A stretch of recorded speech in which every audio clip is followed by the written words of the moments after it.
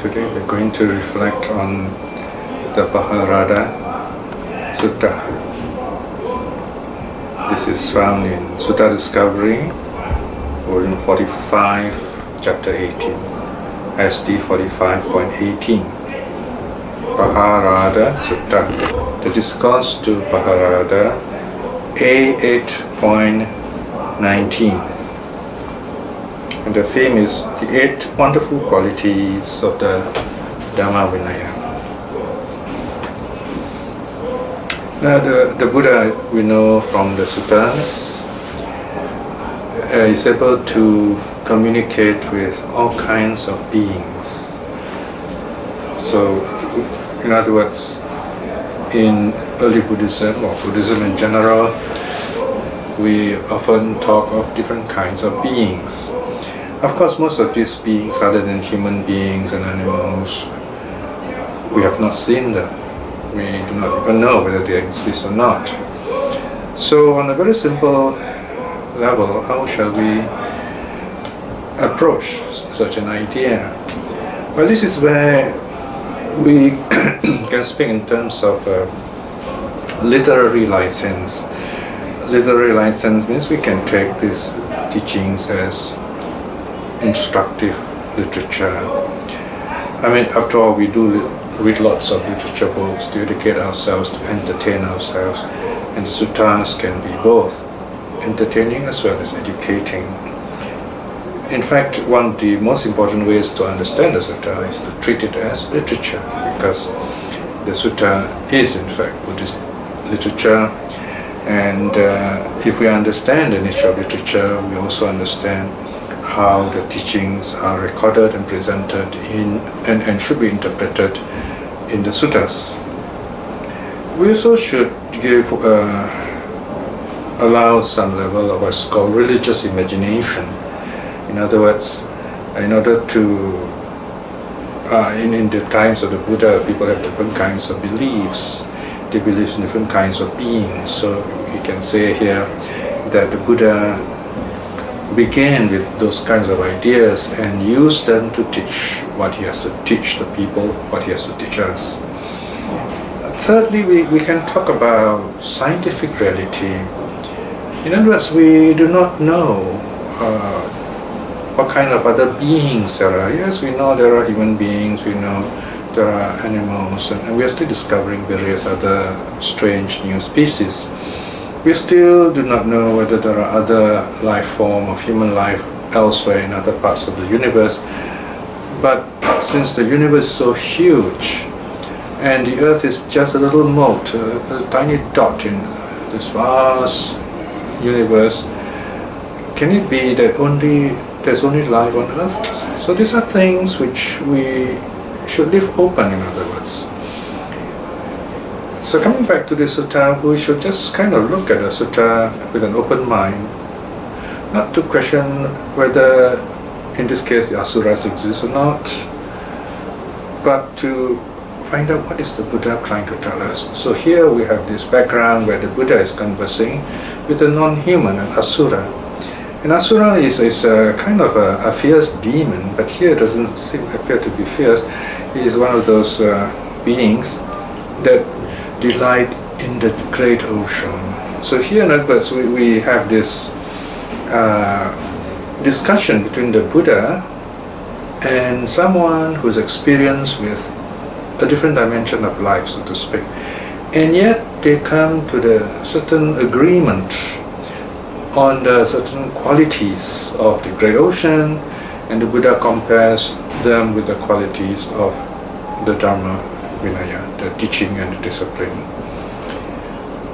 So this Pahārāda is the leader of the asuras at this time, and apparently these asuras delight in the great ocean. So here we have another story, a different kind of mythology, where the asuras are not fighting with the devas, not in the sutta anyway, but they seem to be living under the ocean. So we have this interesting form of being.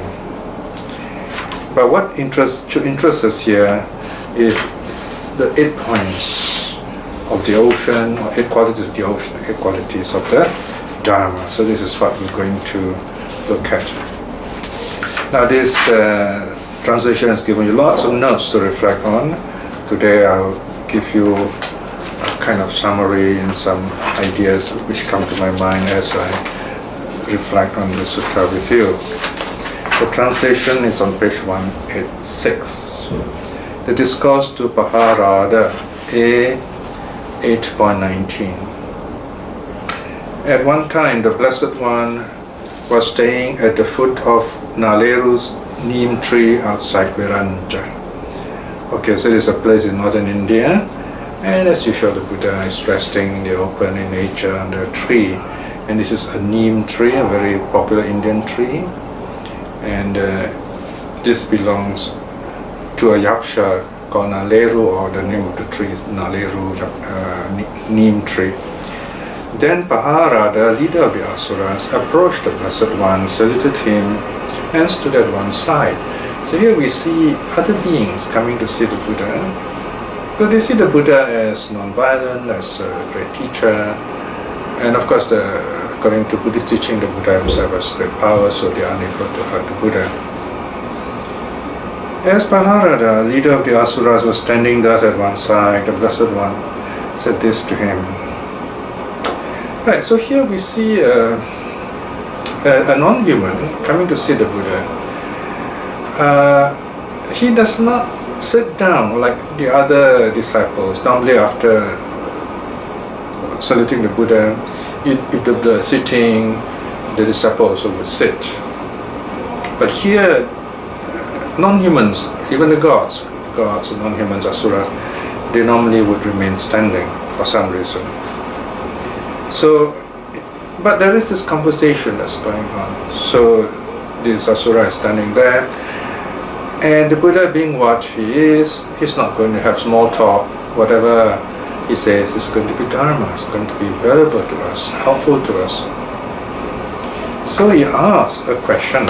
He asked Pahārāda this question. Now, Pahārāda, do the asuras delight in the great ocean? Now notice the drift of this question.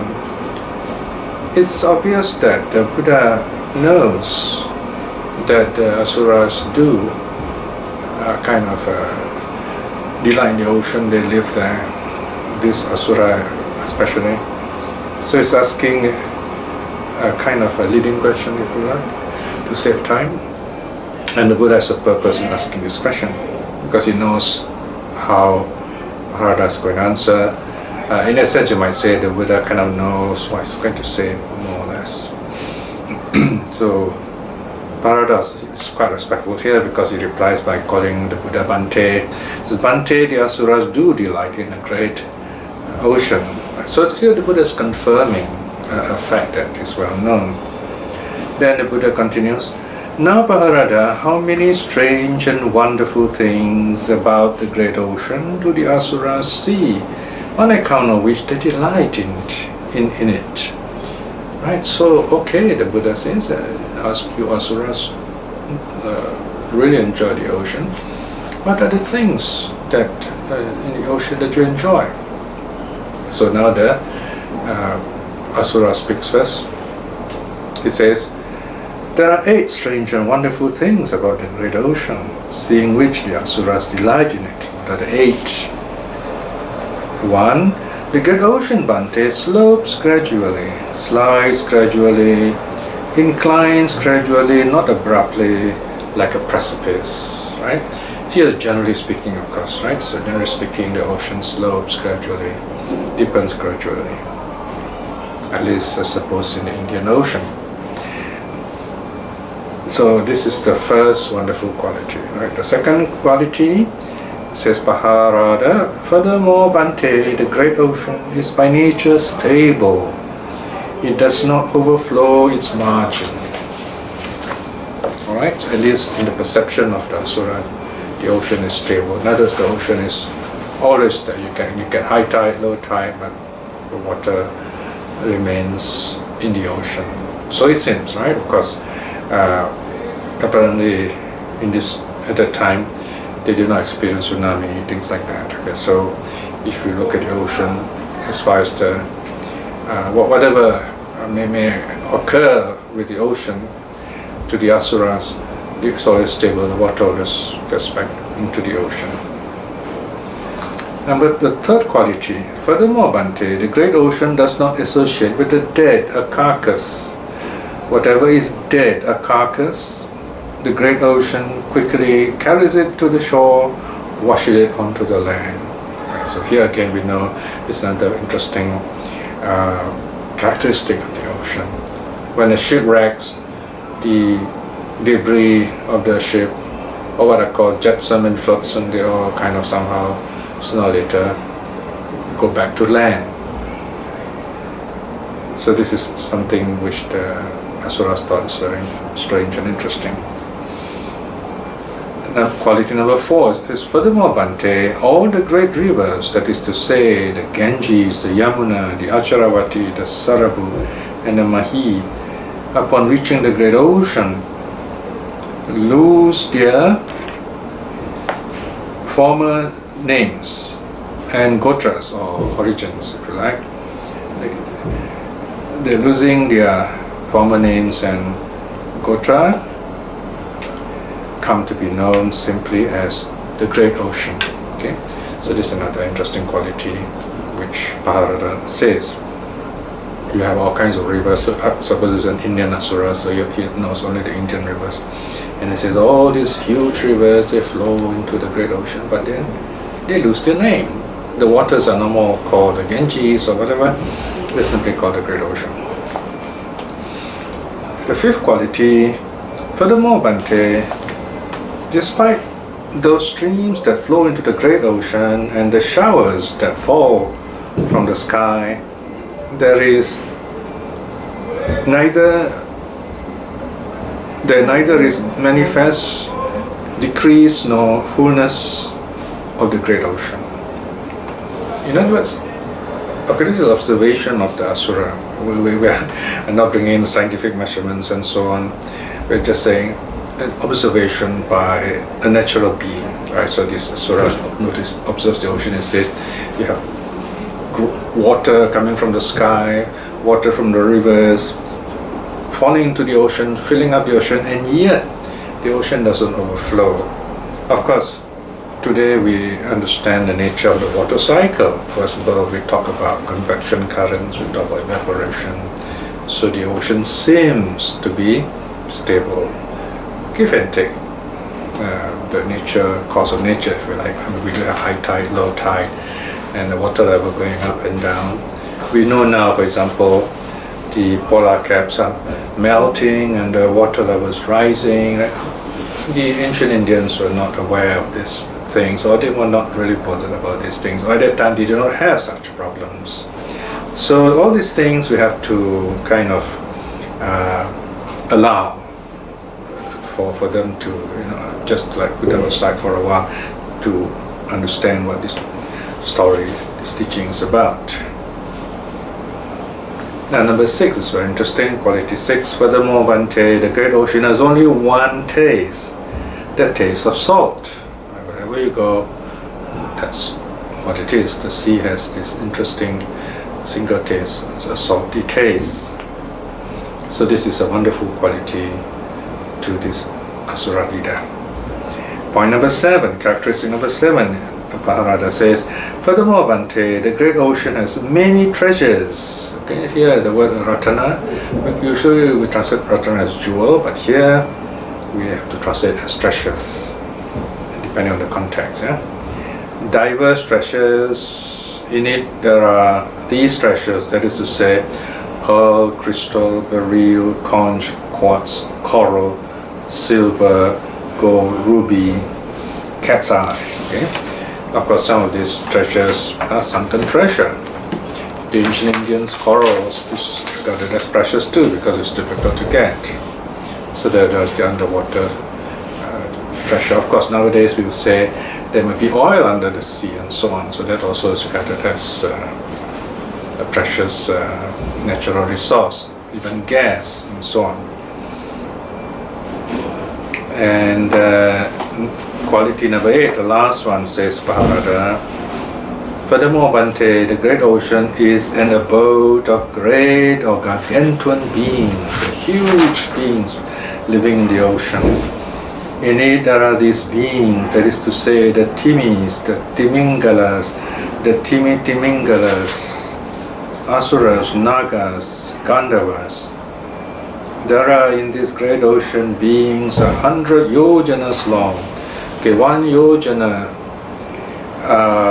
Here a yojana is about the height of a man.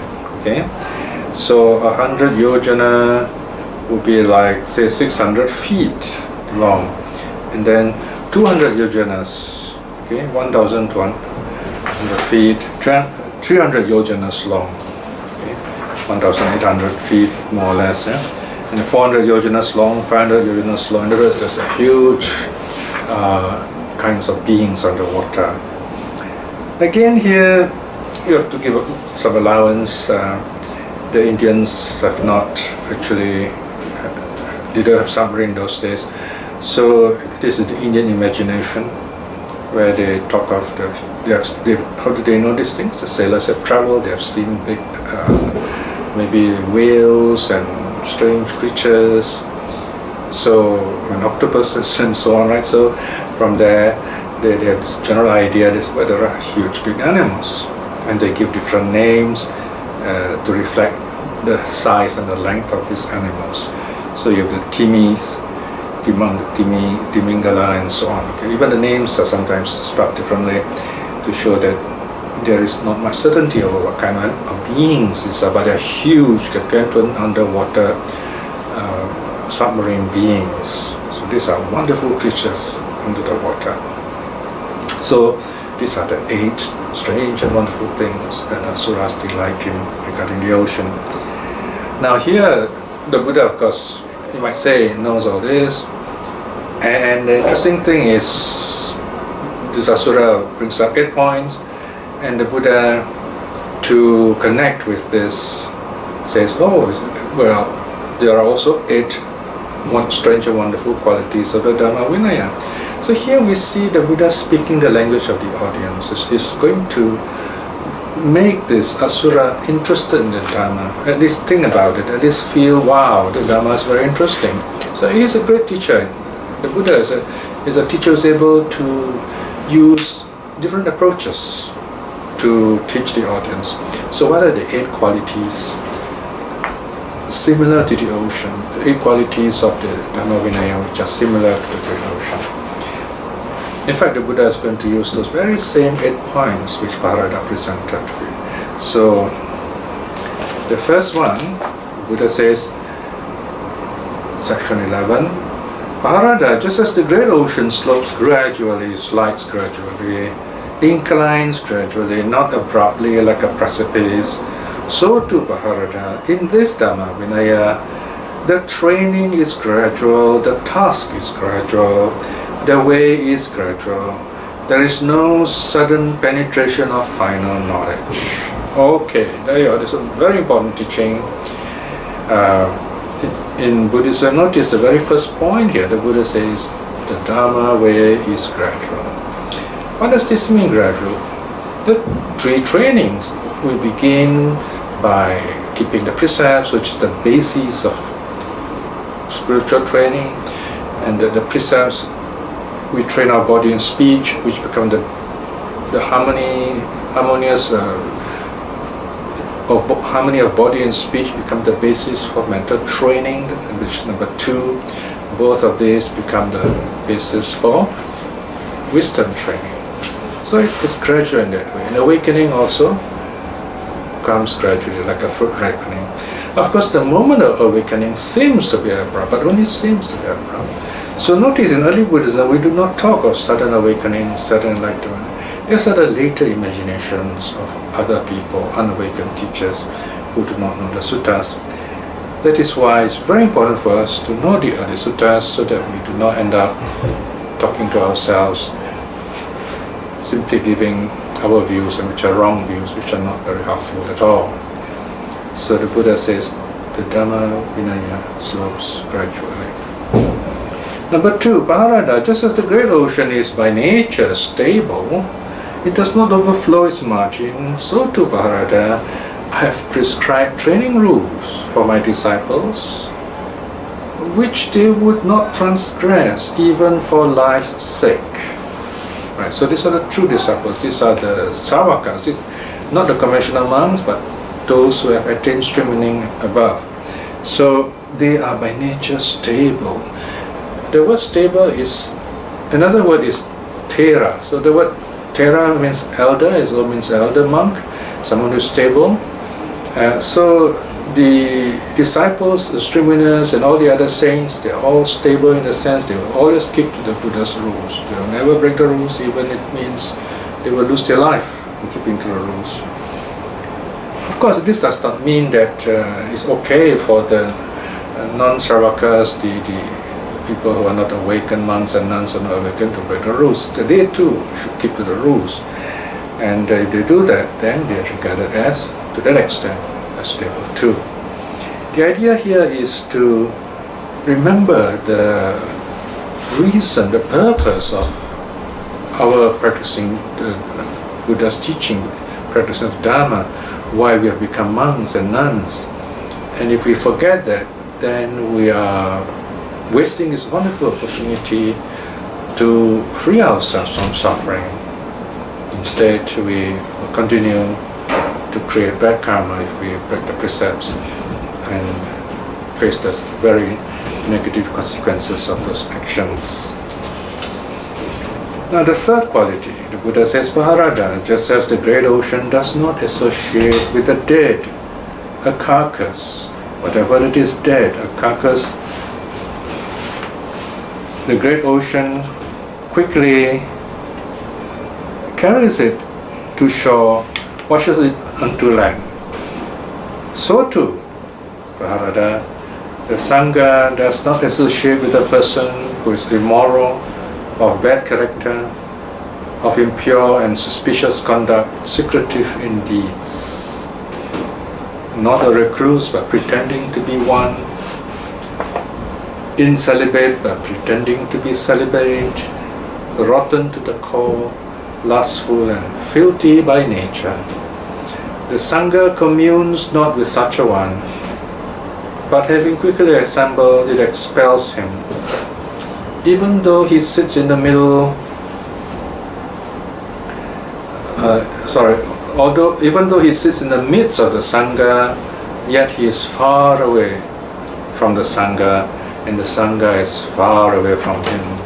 This is a very interesting passage, very important passage to show the nature of the true Sangha. If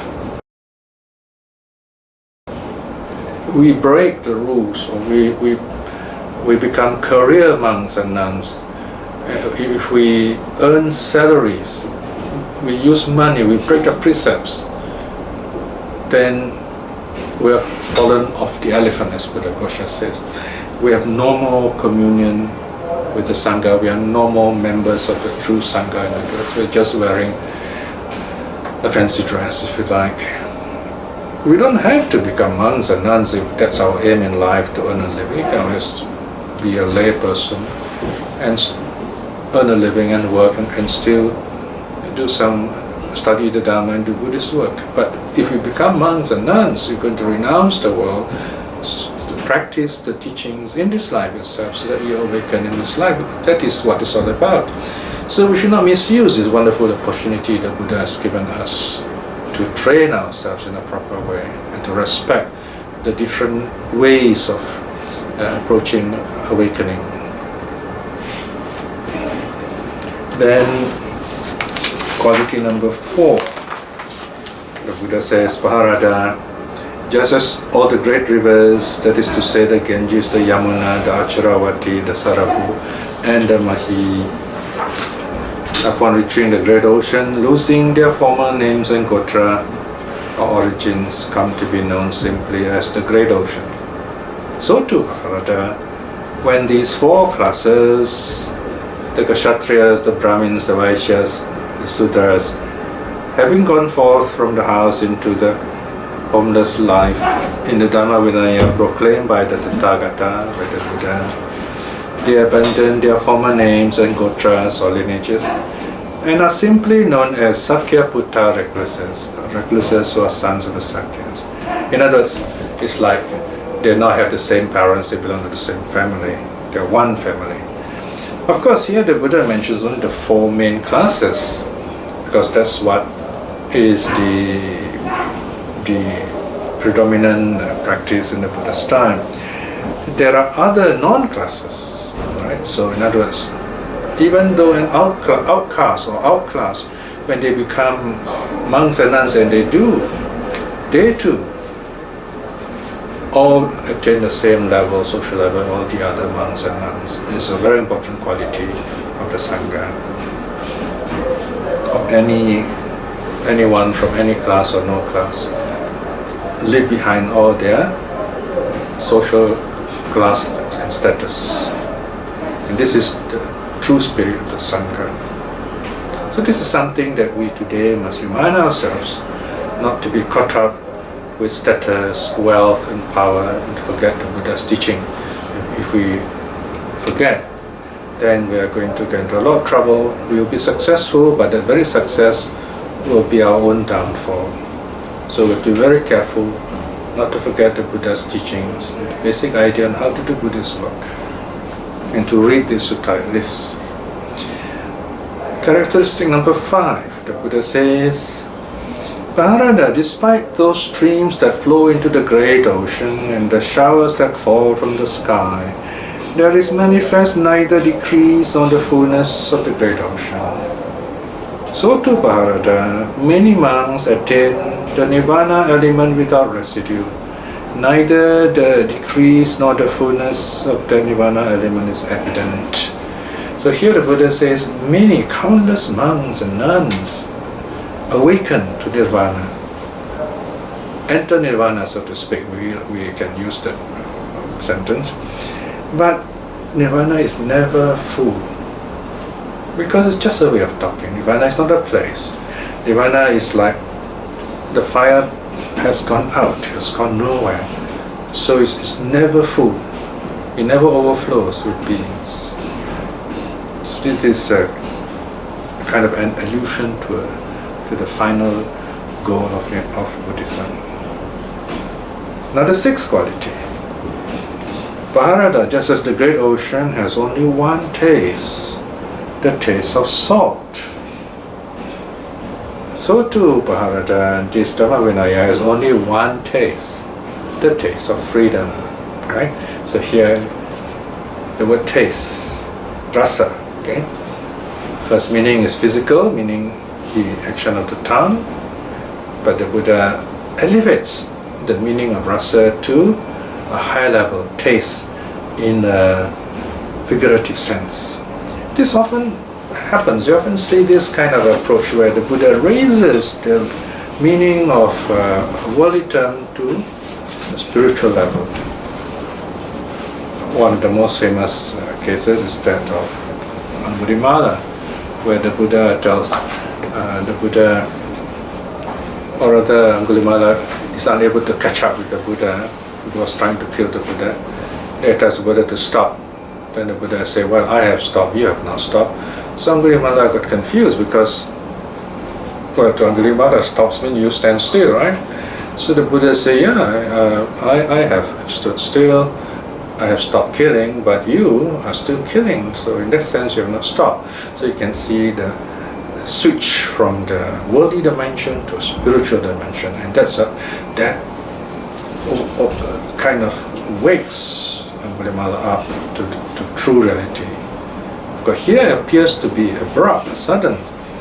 But remember, Angulimala has been building up all these wonderful qualities over past lives, and here he has been running up and down, chasing after the Buddha, starring himself. So in a sense, the Buddha is preparing him for the final moment to listen to the Dharma, when his mind is more focused than before. So nirvana is never full. It's never empty or full in that sense. it has the Buddha's teaching has only one taste. Nirvana also has one taste of freedom. Okay, so 5 and 6 are also connected. Now then, number 7, Pahārāda, the great ocean, has many treasures, diverse treasures. In it there are treasures, that is to say, pearl, crystal, beryl, conch, quartz, coral, silver, gold, ruby, cat's eye, and of course other kinds of treasures.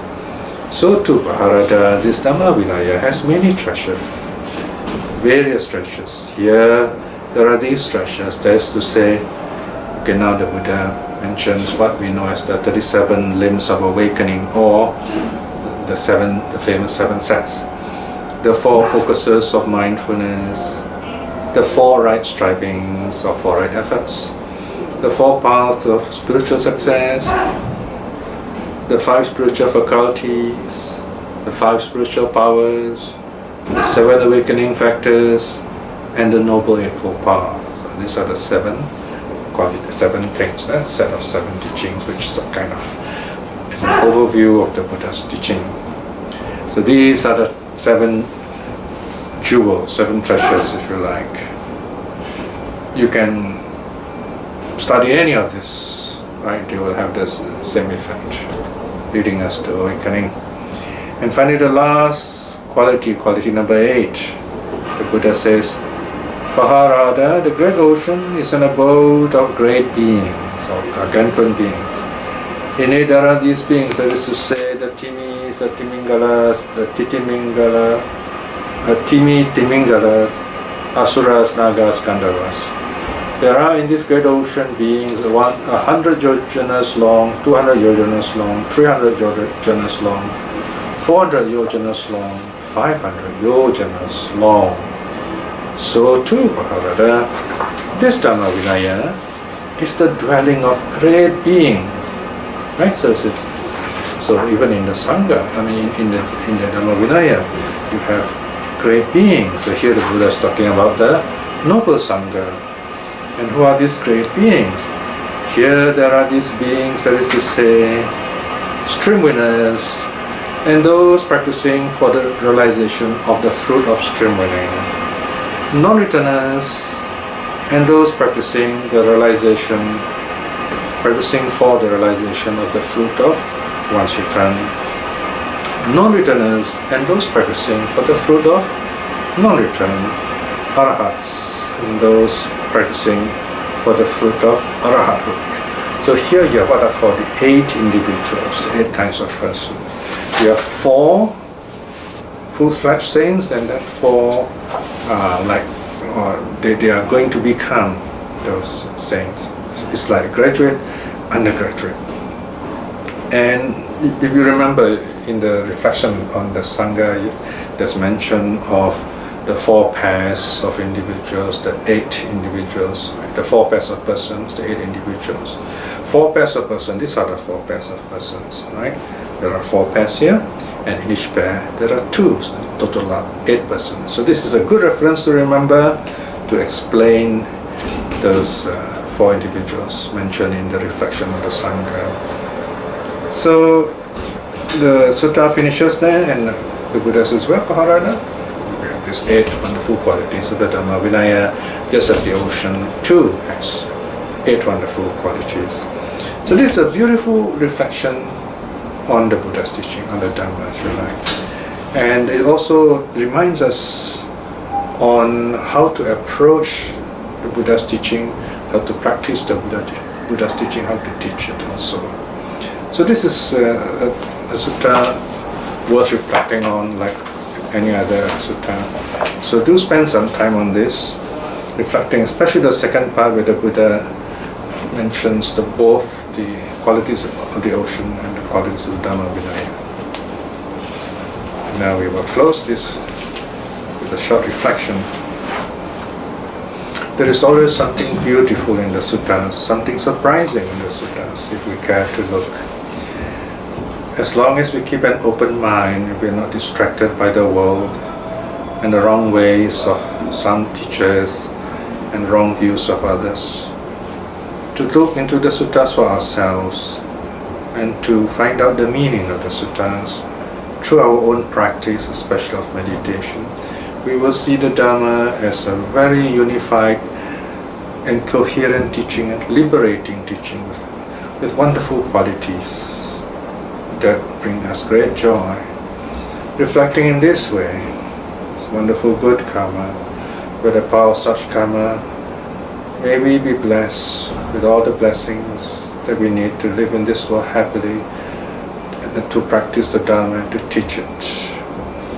May all this good we have done, may we be empowered with courage and wisdom to aspire to attain at least stream winning in this life itself, if not more.